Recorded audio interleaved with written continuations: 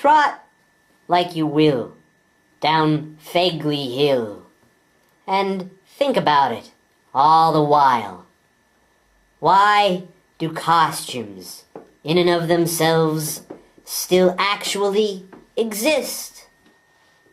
The question has been plaguing you ever since you went to the Halloween party last night and realized that your friend Fred wasn't actually a ghost, and your friend Karen wasn't actually a cat, and your friend Alan wasn't actually a magical dragon, and that you never, for one moment, during the whole course of the party, even with all the booze and drugs you consumed, no, you never for one moment slipped in your mind and believed for one single split second any differently. No, you didn't even believe that Bill was a giant tomato, or that Nelson was a vampire, or that Chastity was a princess.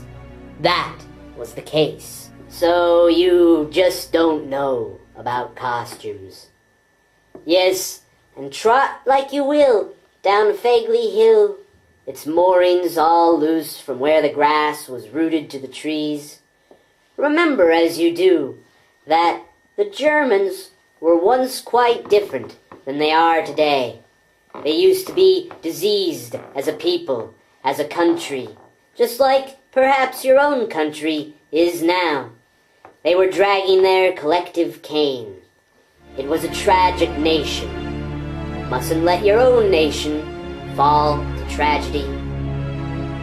And so, should you find a ragged Tom on your trot, pick it up and bring it to the bogs. We'll have it wind around our legs while we're sat for breakfast, to calm us, because cats are so calming. Yes, yes.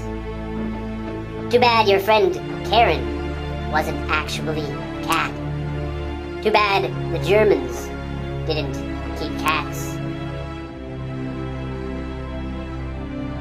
You're being treated badly. I'm not saying that much all the way to that extreme with this, but yes, sometimes, and a kind of symbol for this treatment is the toilet paper situation.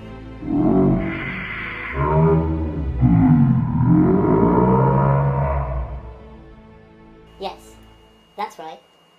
That's right, Derek. You got it. I buy all the toilet paper. Never do I not buy all the toilet paper. I never walk in there and see another brand other than the one I buy. I do walk in there though. I walk in there at 4 o'clock and there'll be 3 rolls. And then I walk in there at 5 o'clock and there'll be 2 rolls. All because someone has a cold and needs to blow their nose and doesn't consider Kleenex a personal item. Not a communal item. Not that the toilet paper is communal now, but it was supposed to be. And it was for a while at the beginning, but now? No. From now on, I buy my own toilet paper. I put it under my bed in a Tupperware thing. It's mine. You guys, you do, whatever. End of discussion. So, you're actually starting a toilet paper war. It's not a war. It's more like a grudge match.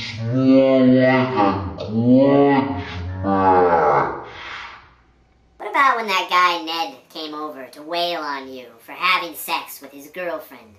And who stood up to him and wouldn't let him in? Derek. And who told him that you were an incredibly stupid person and that he shouldn't blame you, but instead blame his girlfriend for being unfaithful to him? I told him that. So don't you think that you actually owe us toilet paper? You never told me I owe you 2 years' worth of toilet paper. I'm telling you now. And you actually owe us 5 years of toilet paper. 5 years. Or else I'm going and finding that guy, Ned, and telling him that you're preternaturally intelligent and that you manipulated his girlfriend into having sex with you.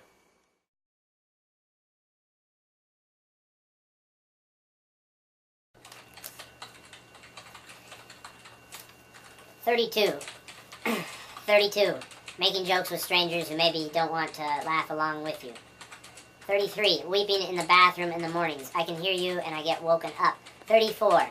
Ringleted butter dish in the refrigerator belonged to my grandmother. 34A. Nearer butter dish to you when you open the door is the one you should use, yet you avoid it, and I wind up using it while you use my grandmother's. 35. If the bell rings at 3:30 in the morning, do not answer it, and then ask me the next day why your forearms have claw marks on them. 35A. If you are indeed psychic about the varying hours when I get home from the site, so what? It is unsettling for you to open the door and wave just as I arrive. 35B. The other day I noticed no outdoor dust in my bedroom. Is that a hint? 35C. Tell your half-cousin I'm a married man. Part 22. A. Snarling rather than smiling. B. A brief respite from light. 1. Confrontation is not always a bad thing. Just get it out of your system in a drippingly, lovingly, over-enthusiastic, kindly, dog-like fashion toward the other person instead of hiding your feelings, because buried resentment always irradiates. This same theorizing is also the route to world peace, by the way. 2. In answer to your question of Thursday, January 5, 2:04 p.m., I'd rather not talk about it with you standing there. 3. In this calendar you've invented, have you left any room for a day I've invented? A day I call Left Ma Tu Sunday. 4. T for 2 is not quite the same since we can't break the rule with Hadley having left the house. Mind if I eat this? Part 23. A. Skip. Capital A, lowercase a. This would all be easier if we could convince the landlord of a calico. B. Etiquette near the back door. 1. No opening the refrigerator if I'm standing there talking. 2. The area is to be kept clear of shoes. 3. The area is to be kept clear of bottles. 4. The washer door needs to be swung lightly. I fear its glass cracking against the back door. 5. The small windows in the back door give me the spooks. What if you were using the sink and someone appeared at them? Part 24. Did you hear that? Oh. Did you hear that? Shh. There's a woman whispering my name at the front door. Westphalia, Ashoka, Ramla, Lambeth, Wallingford. Whatever. Now, to the door. Green triangle, whiskered. Plus, she had 3 rings representing the first 3 months of the year: January, February, and March. Now stop. Turn your head left. What's in your eye? Flatmates, we call us here in England. Right.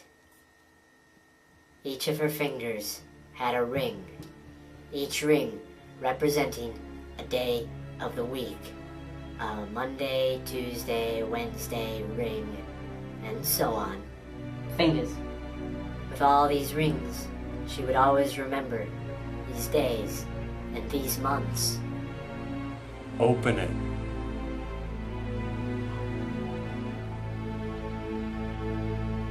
Is she out there?